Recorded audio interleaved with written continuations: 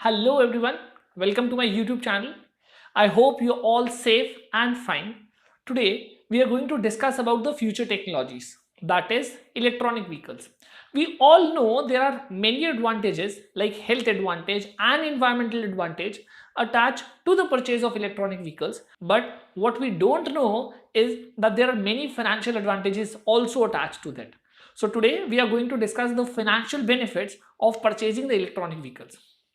Government has planned to give advantages to the manufacturers as well as to the users. So first we will be discussing the benefits provided to the users. There are mainly three benefits. Those are being given to the users. Number one, introduction of section 80EEB. Number two, reduced rate of GST. And number three, there are some special schemes by the state governments for the users. So first of all, let us discuss the eligibility of section 80EEB. So ये 80EEB कब आया था? ये एक साल पहले आया था, लेकिन उसका उतना उपयोग नहीं हो पाया बिकॉज पैंडेमिक सिचुएशंस है, लोगों ने ज्यादा परचेज नहीं किया. बट ऐसा मान के चल रहे हैं कि इसका उपयोग आने वाले समय में होगा. कंडीशंस क्या है इस सेक्शन की? नंबर वन, आप इंडिविजुअल होने चाहिए. पार्टनरशिप फर्म, HUF, कंपनी, इनमें से किसी को भी छूट अवेलेबल नहीं होगी, सिर्फ और सिर्फ इंडिविजुअल को ही छूट अवेलेबल होगी. नंबर टू, ऑब्वियसली आपको एक इलेक्ट्रॉनिक व्हीकल परचेज करना पड़ेगा, चाहे वो टू व्हीलर हो, चाहे वो थ्री व्हीलर हो, चाहे वो फोर व्हीलर हो, उस बात से कोई फर्क नहीं पड़ेगा. थर्ड, आपको ये जो इलेक्ट्रॉनिक व्हीकल परचेज करना है ये बैंक लोन पे परचेज करना है, एंड बैंक लोन भी आपको मार्च 2023 से पहले पहले अवेल कर लेना है. इस बात से कोई फर्क नहीं पड़ता कि आप इस इलेक्ट्रॉनिक व्हीकल को पर्सनल यूज के लिए परचेज कर रहे हैं या बिजनेस यूज के लिए परचेज कर रहे हैं. तो हमारी कंडीशन सेम रहेंगी पर्सनल यूज के लिए भी और बिजनेस यूज के लिए भी. सेकेंडली, हमें डिडक्शन किस अमाउंट की मिलेगी? तो जो हमने व्हीकल लोन पे लिया है, इस लोन के इंटरेस्ट को जितना हम पे करेंगे उतनी ही हमें डिडक्शन मिलेगी, but there is a maximum limit attached to it. वो मैक्सिमम लिमिट है 1.5 लाख. फॉर एग्जाम्पल, ऐसा मानते हैं कि हमने इलेक्ट्रॉनिक व्हीकल के परचेज के लिए जो लोन लिया है, उस लोन पे हमने पूरे साल में 1,20,000 रुपए इंटरेस्ट पे किया है, तो गवर्नमेंट हमें 1,20,000 की डिडक्शन दे देगी. पर यदि ये लोन का जो इंटरेस्ट है वो 1,80,000 है, तो हमें जो मैक्सिमम डिडक्शन मिलेगी वो 1,50,000 की मिलेगी. बट यहां समझने वाली बात यह है कि अगर आप 30% टैक्स ब्रैकेट में हैं और आप व्हीकल परचेज करते हैं इलेक्ट्रॉनिक व्हीकल और इस सेक्शन की कंडीशन पूरी करते हैं, तो आपका 30% के बेनिफिट के हिसाब से अप्रोक्सीमेटली 46,000 की आपको टैक्स में छूट मिल जाएगी. So if you are planning something financially and you also planning to purchase a car, why not the electronic car? Secondly, there is also one more very interesting point. Suppose करते हैं कि आप इस asset को, that is car और two wheeler और anything, you are using it in your business. तो पहले 1.5 लाख की डिडक्शन आप 80EEB में ले सकते हैं, और उसके ओवर एंड अबव जितना भी इंटरेस्ट आपका पे होगा वो ओवर एंड अबव इंटरेस्ट की एज अ बिजनेस एक्सपेंस भी छूट प्राप्त कर सकते हैं. तो आपको डबल एडवांटेज मिलेगा प्रोवाइडेड आप इसको बिजनेस के लिए इस्तेमाल करें. Second advantage that government is providing is reduce rate of GST.